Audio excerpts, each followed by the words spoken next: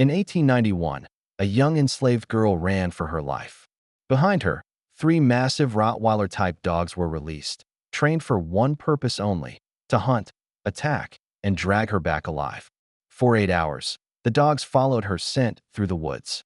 Every snap of a branch, every breath she took, meant death was getting closer. But what happened at the end of that chase is something no one expected. This is the unbelievable true story of the girl who outran the dogs. The year was 1891, deep in the backwoods of the American South. Technically, the laws had changed years ago. Technically, everyone was free. But out here, in the dense pine forest miles away from the nearest town, the law was whatever a man named Silas Thorne said it was. Silas Thorne ran a massive turpentine camp. It was a brutal place where people worked off debts that never seemed to go down. They were kept in line by fences, by guns, and by fear. But mostly, they were kept in line by what lived in the kennels behind the main house. 18-year-old Clara had been at the camp since she was a child. She had no family left. They had all been sold off or buried in the plot behind the trees. She was strong, quick-witted, and quiet. She knew how to make herself invisible. She knew that if you looked Silas Thorne in the eye, you paid for it. It was a Tuesday afternoon when the storm rolled in. It wasn't just rain. It was a deluge that turned the dirt roads into rivers of mud. The wind howled so loudly it snapped old oak branches like toothpicks. In the chaos of the storm, a large oak tree crashed down on the perimeter fence near the north edge of the camp. The wooden post shattered. The barbed wire snapped and coiled back like a snake. Clara was hauling buckets of sap near the edge of the woods when she saw it. The guards were distracted, huddled under the porch of the supply shack, smoking tobacco and complaining about the wet cold. They weren't looking at the fence line. They weren't looking at her. For a moment, Clara just stared at the gap where the tree had fallen. Beyond that broken fence lay the deep woods. And beyond the woods, miles to the north, was the river. If she could cross the river, she would be out of Thorne's land. Her heart hammered against her ribs like a trapped bird. She knew the stories. She knew that running meant death. Thorne didn't just shoot runners. He made examples of them. But as the lightning cracked across the sky, illuminating the path to freedom, Clara made a choice. She dropped the buckets. The heavy metal clanged against the mud, but the thunder swallowed the sound. She didn't look back. She hitched up her ragged skirt and sprinted through the gap in the fence. The mud sucked at her boots, trying to pull her down, but she fought it. She hit the tree line and vanished into the dark, wet green of the forest. She was free, but the clock had started ticking. It took 20 minutes for the storm to settle down, and another 10 for the overseer to notice the buckets lying on their sides in the mud. The sap was spilling out, mixing with the rain, a waste of money that would make Silas Thorne furious. The overseer, a man with a scar running down his jaw, walked over to kick the buckets. He looked around for Clara, ready to shout, ready to strike. But when he saw the crushed fence and the empty space where the girl should have been, his blood ran cold. He ran to the big house. Silas Thorne was sitting on his porch, cleaning a rifle. When he heard the news, he didn't yell. He didn't panic. He simply stood up, a cold smirk playing on his lips. He enjoyed the chase. To him, this was sport. "Get the leash," Thorne said quietly. They walked to the back of the property, to a stone building with iron bars. Inside, the darkness smelled of musk and raw meat. Thorne whistled, a sharp, piercing sound. From the shadows, three massive shapes emerged. They were Rottweilers, but they were larger than any standard breed. These were mixed with something heavier, something meaner. Their chests were like barrels, their heads broad and scarred from fighting. There was Brutus, the leader, missing half an ear. There was Nero, pitch black and silent. And there was the female, Bella, who was faster than the others. These dogs were not pets. They were weapons. Thorne kept them hungry. He trained them to bite and hold, to drag a man down and keep him pinned until the master arrived. Thorne took a piece of cloth from Clara's cot, an old blanket that smelled like her. He held it up to the iron grate. The dogs inhaled deeply. Their hackles rose. A low growl started deep in Brutus's throat, vibrating through the stone floor. They knew the scent. They knew the game. Thorne unlocked the gate. The heavy iron door creaked open. The dogs didn't bolt immediately. They waited for the command. Thorne pointed toward the broken fence line, toward the woods where the rain was washing away the tracks. "Fetch," Thorne whispered. The three beasts took off. They didn't bark. They moved with a terrifying, silent speed, their paws thundering against the wet earth. They hit the gap in the fence and poured into the woods like black oil. They had the scent. The hunt was on. Clara had a head start, but the woods were not kind to her. The undergrowth was thick with briars and thorn bushes that tore at her clothes and skin. The rain had stopped, leaving the air heavy and humid. Every breath felt like she was inhaling water. She ran until her lungs burned, until the muscles in her legs screamed for rest. But she couldn't stop. She knew what was behind her. She had seen Thorn feed those dogs. She had seen them snap the neck of a wild hog in seconds. The forest was dense here. Ancient trees blocked out most of the gray light, making it hard to see footing. Clara tripped over a protruding root, slamming hard onto the forest floor. The impact knocked the wind out of her. She lay there for a second, face in the mud, gasping for air. "Get up," she told herself.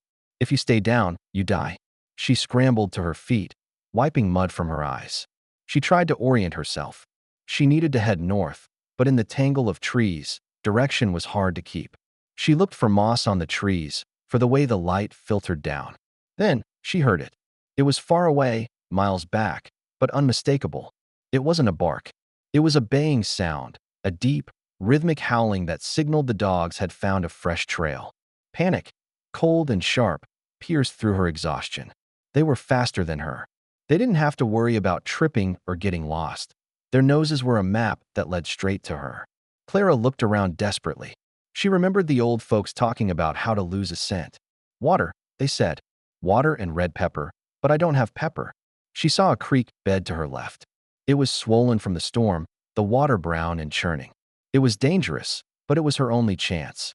She slid down the muddy bank and waded into the freezing water. It came up to her waist, pulling at her skirt, trying to drag her downstream. She fought the current, wading upstream, hoping the water would wash away her trail. She moved for what felt like a mile, shivering uncontrollably, her teeth chattering so hard her jaw ached. She knew she couldn't stay in the water forever. Hypothermia would kill her just as dead as the dogs. But she had to buy time. She had to put distance between herself and the monsters closing in. As she waited, she listened. The baying was getting louder. They were gaining. Clara stayed in the freezing water until her legs felt like blocks of ice. She couldn't feel her toes inside her worn-out boots anymore. She knew she had to get out before the cold took her strength completely. She spotted a section of the bank where the mud gave way to jagged gray rocks.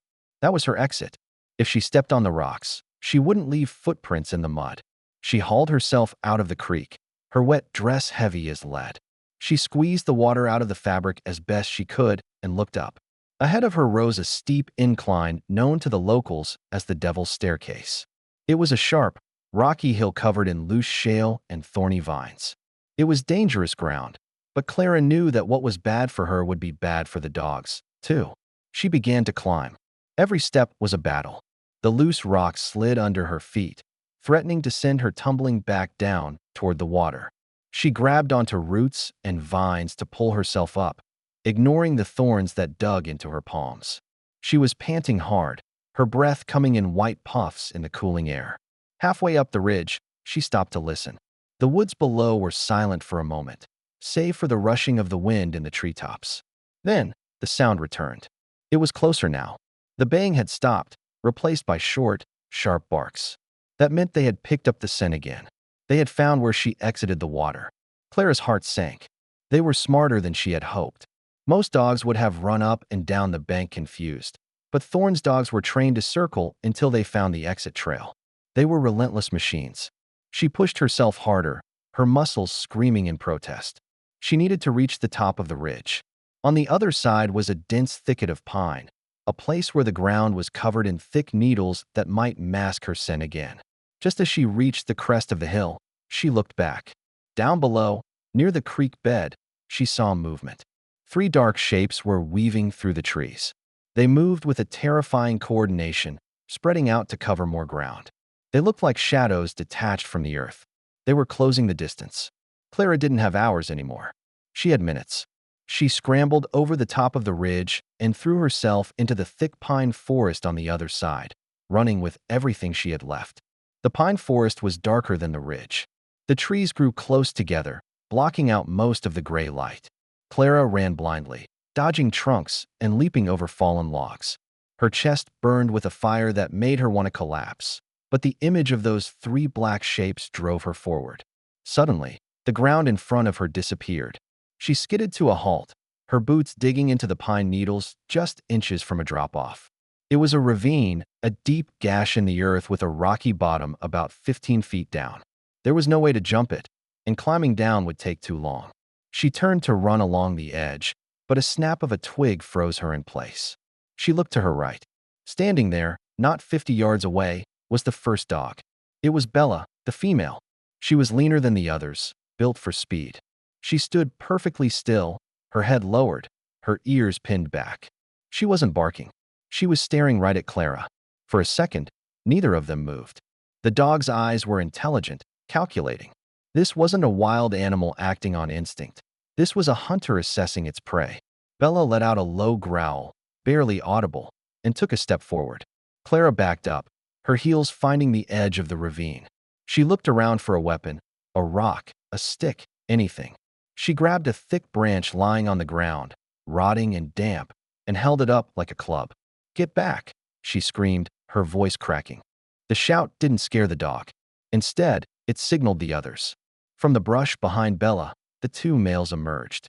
Brutus, the massive leader with the torn ear, stepped out, followed by the pitch-black Nero.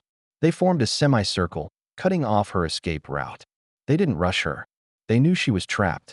Brutus took the center, his massive chest heaving slightly from the run. He bared his teeth, showing long, yellow fangs that could crush bone. Clara was cornered. Behind her was the drop. In front of her were three killers. She tightened her grip on the rotting branch, knowing it would shatter on impact. She prepared herself for the pain. She prepared herself for the end. But she refused to make it easy. She stood tall, mimicking the posture of the overseers, trying to project a dominance she didn't feel. She stared straight at Brutus. "No," she shouted firmly. "Stay." The command hung in the air. For a split second, the dogs hesitated. They were used to commands. But then Brutus shook his big head, a string of drool flying from his jowls, and tensed his hind legs to spring. Just as Brutus launched himself into the air, Clara turned and jumped. She didn't jump into the ravine. She jumped toward an old, gnarled oak tree that leaned precariously over the edge of the drop-off. Its lower branches were just within reach. Her fingers clawed at the rough bark. She felt the wood scrape her skin raw, but her grip held. She swung her legs up desperately, hauling herself onto the lowest branch just as Brutus's jaws snapped shut on empty air beneath her. The sound was like a trap springing shut. The massive dog slammed into the trunk of the tree, shaking the whole thing. He fell back to the ground, landing on his paws with a heavy thud, and immediately looked up, snarling. Clara scrambled higher. She didn't stop until she was a good 10 feet off the ground, resting in the crook of two large branches. She hugged the trunk, shaking uncontrollably. Below her, the three dogs circled the tree. They were frantic now. The prey was just out of reach. They jumped, their claws scraping uselessly against the bark, trying to find purchase. They barked and snapped, a cacophony of noise that echoed through the quiet woods. Clara looked down at them. From this height, she could see the power in their bodies. They were terrifying, but she also saw something else. They were tired. Their flanks were heaving. They had run for hours, just like her. Minutes turned into an hour. The adrenaline began to fade, leaving Clara cold and exhausted. The dogs eventually stopped jumping. They realized they couldn't reach her. But they didn't leave. They were trained to hold the quarry. They settled down around the base of the tree. Brutus lay down with his head on his paws, his eyes fixed upward. Nero paced back and forth like a sentry. Bella sat on her haunches, watching the woods, listening. They were waiting. They knew that eventually, she would have to come down. Or, even worse, they knew that Silas Thorne was following their trail. The dogs were the anchor, holding her in place until the master arrived with his gun. Clara rested her head against the rough bark. She was safe for the moment, but she was stuck. The sun was beginning to dip lower in the sky, casting long, creepy shadows through the forest. Night was coming, and in the dark, with Thorne closing in, her chances of survival were dropping by the second. She looked down at Brutus again. The big dog met her gaze. He wasn't growling anymore. He was just watching. And in that moment of stillness, Clara felt a strange sensation. It wasn't just fear. It was a weird connection. They were both out here in the wild, miles from home, doing exactly what Silas Thorne forced them to do. Night fell over the forest like a heavy black curtain. The temperature dropped rapidly, sucking the heat out of the air and the warmth out of Clara's body. Perched high in the oak tree, she shivered violently. Her clothes were still damp from the river, and the wind cut through them like a knife. Below her, the three dogs were restless. The adrenaline of the chase had worn off, replaced by the cold reality of the night. They were huddled near the base of the tree, trying to keep warm. Every now and then, one of them would look up at her, their eyes reflecting the sliver of moonlight that managed to pierce the canopy. They weren't growling anymore. In fact, they looked miserable. Clara knew that Silas Thorne kept them in stone kennels with no bedding. He fed them just enough to keep them strong, but never enough to make them satisfied. He believed that a hungry dog hunted harder. Looking down at them, shivering in the mud, Clara realized they were just as trapped as she was. They were prisoners of the same cruel man. Hours passed. The silence of the woods was broken only by the hoot of an owl or the rustling of leaves. Clara fought to stay awake. She knew if she fell asleep, she might slip from the branch and fall right into the middle of the pack. Then she saw it. Through the trees, about half a mile back the way she had come, a small light flickered. It was faint, bobbing up and down. A lantern. Panic surged through her again. Silas Thorne hadn't given up. He was tracking them in the dark. He was coming. The dog saw the light too. Brutus stood up, his ears perking. He let out a low whine. It wasn't a sound of excitement. It sounded like anxiety. They knew what that light meant. It meant the master was coming, and the master usually brought pain. Clara looked at the light, then down at the dogs. She had maybe 20 minutes before Thorne arrived. She couldn't stay in the tree. If Thorne got here, he would just shoot her out of the branches like a raccoon. She had to get down. But if she climbed down, the dogs would tear her apart. She felt around in the deep pocket of her skirt. Her fingers brushed against something hard and crumbly. It was a chunk of stale cornbread she had stolen from the kitchen before she ran. It was meant to be her food for the journey, her only sustenance. Clara held the cornbread tight. Her stomach roared with hunger. She hadn't eaten since morning. Giving this up meant she might starve later, even if she got away. But she had to make a choice, starve later or die now. She broke the cornbread into 3 uneven pieces. She looked Brutus right in the eye. "Hungry," she whispered. The sound of her voice, soft and unthreatening, seemed to confuse them. They were used to shouting. They were used to the crack of a whip. They weren't used to softness. Clara dropped the largest piece. It fell through the air and landed with a soft thud near Brutus's paws. The dog flinched, expecting a rock or a stick. When he realized it wasn't an attack, he sniffed it. In a split second, he wolfed it down. He looked back up at her, licking his chops, his eyes wide. The aggression was gone, replaced by a desperate pleading. Clara dropped the second piece for Bella. The female dog snatched it out of the air before it even hit the ground. Nero got the last piece. It was gone in an instant. 3 massive heads looked up at her. They waited for more. "That's it," Clara said softly. "That's all I have." She slowly lowered her legs, dangling them from the branch. The dogs didn't lunge. They didn't bark. They were watching her with a new curiosity. She had fed them. In their world, the one who provided food was the leader. Thorne never fed them by hand. He threw raw meat on the floor and let them fight for it. Clara had given them a share of her own. She took a deep breath and shimmied down the trunk a few feet. She paused, waiting for the snarl. It didn't come. Brutus took a step closer to the tree, his tail wagging slowly, rhythmically. Clara's boots touched the ground. She didn't run. She stood with her back against the bark, her heart pounding so hard she thought it would explode. She was eye level with the monsters now. Brutus approached her. He was huge, his head coming up to her waist.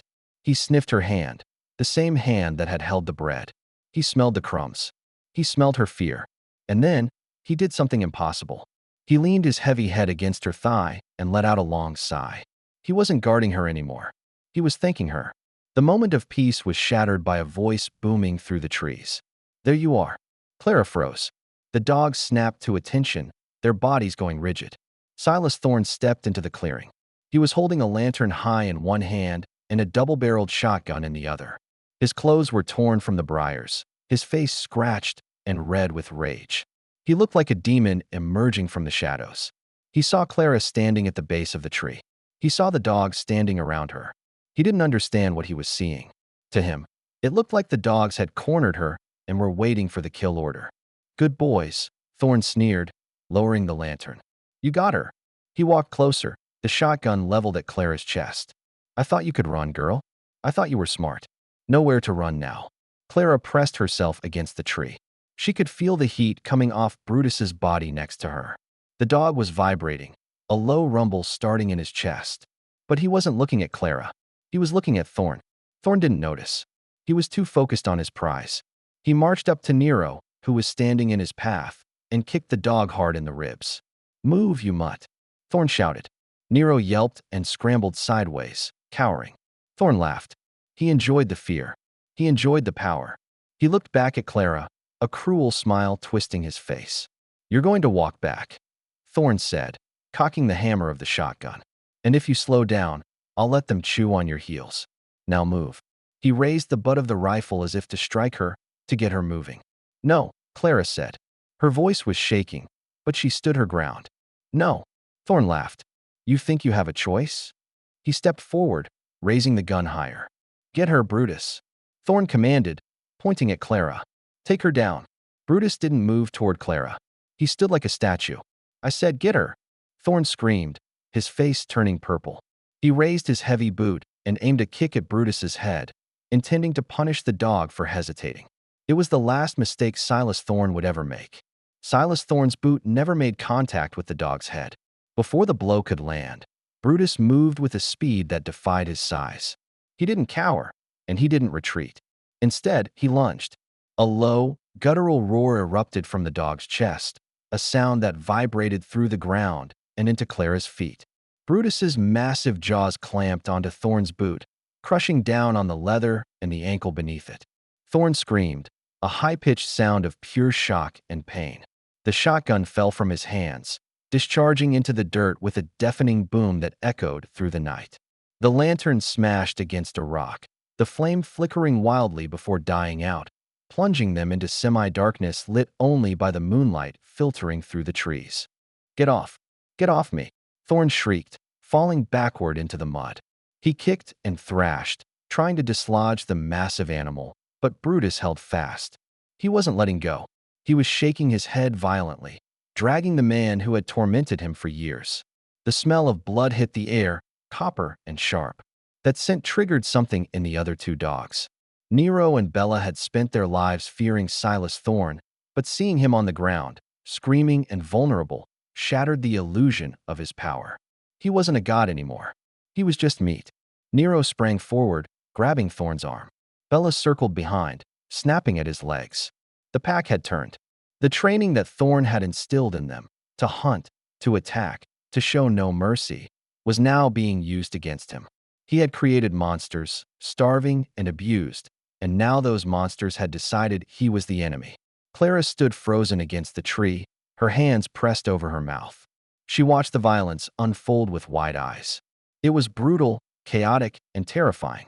Thorn's screams grew weaker, turning into sobbing pleas for help. He looked at Clara, his eyes bulging with terror. "Help me," he gasped. "Girl, call them off. Call them off." Clara looked down at the man who had enslaved her, the man who had beaten her friends, the man who had set these very dogs to tear her apart. She looked at the shotgun lying in the mud.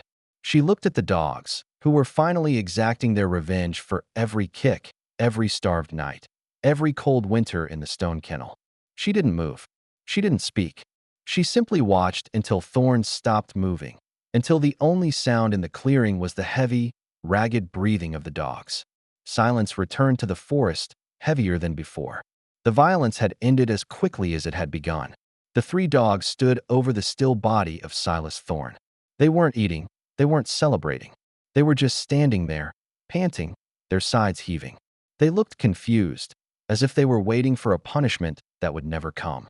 Brutus was the first to turn away. He licked a spot of blood from his muzzle and looked at Clara.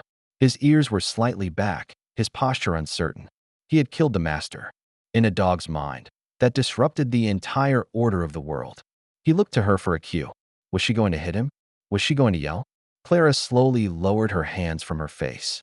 Her heart was still hammering a frantic rhythm against her ribs. She stepped away from the tree, moving carefully. She avoided looking at the body in the mud. She focused entirely on the dogs. "It's okay," she whispered, her voice trembling. "It's okay, boy." She extended a hand toward Brutus. The great dog hesitated, then stepped over Thorn's legs and approached her. He pressed his nose into her palm. He was looking for reassurance. He was looking for a new leader. Clara realized then that the dynamic had shifted completely. By feeding them, by showing them kindness, and by witnessing the fall of the tyrant, she had inherited the pack. They weren't hunting her anymore. They were hers. She knew they couldn't stay here. The gunshot would have been heard. The other guards at the camp would come looking eventually, and if they found Thorn dead, they would hunt Clara to the ends of the earth. She needed to move, and she needed to move fast. She spotted the shotgun lying in the mud. She picked it up. It was heavy and cold, smelling of gunpowder. She didn't know if she could use it, but she wasn't going to leave it behind. She checked the pockets of Thorn's coat, fighting back nausea, and found a pouch of ammunition and a box of matches. She lit a match to get her bearings. The sudden flare of light made the dogs flinch, but they didn't run. "Come," Clara said firmly. She turned her back on the scene of the struggle and began walking north again. She didn't look back to see if they were following. She trusted that they would. A few seconds later, she heard the soft padding of 12 paws on the pine needles behind her. Brutus was at her right, Nero at her left, and Bella brought up the rear. They moved through the woods not as a fugitive and her pursuers, but as a unit. A girl and her 3 guardians, marching toward freedom. They walked for the rest of the night. The adrenaline that had fueled Clara earlier was gone, replaced by a bone-deep exhaustion. Every step was a battle against gravity. Her legs felt like lead, and her eyes stung with fatigue. But she couldn't stop. Not yet. The dogs seemed to sense her exhaustion. They didn't run ahead. They matched her pace, surrounding her like a living shield. Whenever she stumbled, Brutus would nudge her leg with his nose, a gentle reminder to keep going. As the sky began to turn a pale, bruised purple in the east, the sound of the forest changed. The rustling of leaves gave way to the steady, rushing roar of water. The river. Clara pushed through a final thicket of briars and stumbled out onto the riverbank. It was wide, much wider than the creek she had crossed earlier. The water was dark and fast-moving, swollen from the storm. On the other side, the trees looked different. The land rose up into hills that signaled the beginning of true wilderness, far beyond the reach of the turpentine camps. Clara fell to her knees at the water's edge. She dropped the shotgun and scooped up handfuls of the cold water, drinking greedily. The dogs joined her, lapping at the river, washing the taste of the night from their mouths. She looked across the water. It was about 50 yards to the other side. The current was strong. If she tried to swim it alone in her heavy dress, she might drown. But she couldn't stay here. This river was the boundary line. She looked at the dogs. Rottweilers weren't known for being water dogs, and these 3 looked at the churning river with suspicion. They backed away from the wet mud, whining softly. "We have to," Clara said, her voice raspy. "We can't go back." She stood up and waded in. The cold was shocking, stealing the breath from her lungs. She walked until the water was up to her waist, then turned to them. "Come on," she called out. "Brutus, Nero, Bella, come." The dogs paced the bank nervously. They barked at her, telling her to come back to the safety of the dry land. But Clara kept moving backward, deeper into the river. She needed them to trust her one more time. Finally, Brutus made the leap. He splashed into the water and began to paddle, his big head bobbing above the surface. Seeing their leader go, Nero and Bella followed. Clara waited for them to reach her. Then she turned and began to swim. The current grabbed her immediately, pulling her downstream. She kicked hard, fighting the river. She felt a heavy paw scratch her shoulder. It was Brutus, swimming right beside her. He was strong in the water, his powerful legs cutting through the current. Clara grabbed onto the fur at the back of his neck. The dog didn't shake her off. He paddled harder, effectively towing her through the roughest part of the channel. Together, they fought the river, man and beast, united by survival, struggling toward the muddy bank on the other side. Clara didn't stop swimming until her hands touched solid earth. She pulled herself up onto the opposite bank of the river, collapsing onto the damp moss and ferns. The air was heavy with the smell of wet soil and pine. She rolled onto her back, gasping, staring up at the canopy of trees where the faint light of dawn was just beginning to break. A few moments later, three enormous, dripping wet bodies dragged themselves onto the bank beside her. Brutus, Nero, and Bella shook violently, spraying water everywhere. Then, they dropped. They were utterly spent. Their run, the fight, and the terrifying swim across the wide, fast river had taken every ounce of their energy. Clara lay there for a long time, listening to the labored breathing of the dogs. The fear was finally starting to recede, replaced by a deep, numbing cold. She wasn't running anymore. She was simply resting. She was alive. After a few minutes, she forced herself to sit up. She was shivering uncontrollably, but she wasn't injured, save for the scrapes and cuts on her arms and legs. She looked at the dogs. They were watching her, not with hunger, not with aggression, but with the quiet, shared understanding of soldiers who had just survived a brutal battle together. Clara reached out and gently rubbed the broad forehead of Brutus, tracing the scar over his eye. "You saved me," she whispered. "You saved us all." The dog leaned into her touch, letting out a soft, tired grunt. She looked at Nero and Bella, checking their paws for cuts, wiping the mud from their eyes. They submitted to her examination, trusting her completely. They were no longer the hunters of the plantation. They were her protectors. Their freedom was now tied entirely to hers. She knew she couldn't stay. They were exhausted, but they were still vulnerable. She managed to stand, using the nearby trunk of a hickory tree for support. She picked up the heavy shotgun she had hauled all this way. She didn't plan on using it, but it was a symbol of power, a shield she could carry. She looked back across the river. The other side was shrouded in mist, hiding the camp, hiding Silas Thorne, and hiding the life she had just escaped. That chapter was closed. She turned north, taking the first tentative steps into the unfamiliar, free wilderness. The three dogs, sensing her movement, rose slowly to their feet and followed, padding silently behind her like three massive, velvet shadows. The morning was well underway by the time they started moving again. The land on this side of the river was different. It was wilder, the trees taller, and the trails non-existent. Clara relied on the dog's instincts as much as her own. Brutus took the lead, sniffing the air, navigating the thick underbrush with an efficiency that Clara could only marvel at. They walked for hours, stopping only to drink from a clear mountain stream. Clara knew they had to find a road, a track, a sign of other people. But meeting other people was almost as dangerous as facing Thorne. A lone black girl with three huge, fierce-looking dogs would instantly arouse suspicion. People would assume the dogs were stolen or that she was a runaway criminal. She reached into her skirt pocket and pulled out the last scrap of her scarf. It was a faded piece of blue cotton. She knelt and carefully tied the cloth around Brutus's neck like a collar. "You're not a wild beast," she murmured, securing the knot. "You're a good boy. A companion." She repeated the gesture with Nero and Bella, using strips torn from the hem of her own dress. The pieces of cloth were meaningless, but they were a necessary distinction. They changed the dogs from instruments of capture to pets under human ownership, her ownership. Mid-afternoon, they heard it, a sound that wasn't the forest. It was a low, distant, rhythmic clanging. It was metal on metal. They pushed through a final line of low brush and stepped out onto a barely used dirt road. A mile down the road, there was a plume of white smoke rising above the trees. A town. Clara paused, forcing her racing heart to slow down. She had to walk in, acting like she had every right to be there. She had to project the authority that Silas Thorne had taught her these dogs respected. "Stay close," she commanded, adjusting the shotgun on her shoulder. They walked along the road, Brutus and Nero flanking her, Bella trailing slightly behind. When they reached the outskirts of the small, dusty town, the first person they encountered was an old man sitting on a porch, whittling wood. He looked up, and his knife froze. His eyes went wide, not just at the sight of the huge dogs, but at the sight of the girl leading them. He dropped his knife. Clara didn't flinch. She kept her pace steady and her eyes straight ahead. She wasn't running.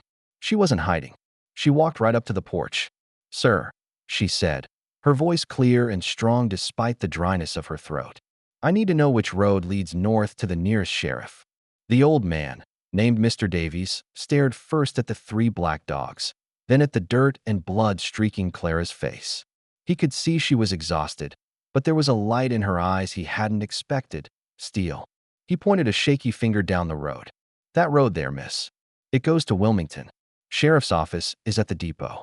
Clara nodded, thanking him. She didn't wait for him to ask questions. She simply turned and continued her journey. The dogs, perfectly disciplined, moved with her. Mr. Davies watched them go, realizing that these were not dogs to be trifled with, but the girl herself seemed utterly fearless. He later told everyone in the town about the girl and her black beasts, describing them not as monsters, but as a queen and her silent guard. Clara and her protectors reached the next town, Wilmington, just as the sun set. She walked straight into the railroad depot, where the sheriff's office was located. She walked in and told her story. Not the story of slavery, not the story of the escape, but the story of the attack. She explained that her previous employer, Silas Thorne, was holding people illegally, that he was a cruel man, and that when she tried to leave, he set his 3 attack dogs on her. She told the sheriff that she had climbed a tree for hours and, in a moment of panic, threw her shotgun at the dogs, hitting Thorne instead. She never mentioned killing him. She simply stated that she grabbed her gun and ran while the dogs were fighting their master. The sheriff looked at the 3 massive Rottweiler mixes waiting quietly by the door, watching her every move. He looked at the shotgun she carried. He looked at the fearlessness in her eyes. He believed her. He had known Thorne was a bad man. He figured the dogs turning on him was just a matter of time. Clara had secured her story. She was a survivor, attacked by a cruel master, escaping with her life and, improbably, with the dogs that were supposed to kill her. The sheriff, perhaps relieved to be rid of the problem that was Silas Thorne, helped her secure passage further north. He gave her a note, verifying that the dogs were now her registered property. Clara didn't go to another turpentine camp. She didn't look for the easy way out. She found work on a small farm further north, where the farmer didn't ask too many questions and respected the space around the girl and her protectors. She kept the 3 dogs, Brutus, Nero, and Bella, for the rest of her life. They were never tied up again. They slept near her bed every night. They were released to hunt an enslaved girl. But by the end of that chase, the dogs found a new life. The girl found freedom, and the tyrant was buried in the mud of the forest he thought he owned. They all learned that loyalty is earned through kindness, not commanded through fear. And sometimes, the very tools designed for oppression can become the instruments of freedom. That is the unbelievable true story of Clara, the girl who didn't just outrun the dogs. She won them over. Imagine the courage it took for her to drop that piece of cornbread, sacrificing her own survival on a desperate bet that kindness could defeat years of training and abuse. In a world defined by cruelty, her simple act of generosity changed everything. She turned her 3 hunters into her 3 guardians, and she finally walked away a free woman. It proves that even in the darkest corners of history, sometimes the biggest weapon against tyranny isn't a gun, but a quiet, human act of compassion. What do you think was going through Brutus's mind when he saw his master fall? Let me know in the comments below. If you found this story compelling, please hit that like button, subscribe for more incredible true stories from history, and ring the bell so you don't miss the next chapter.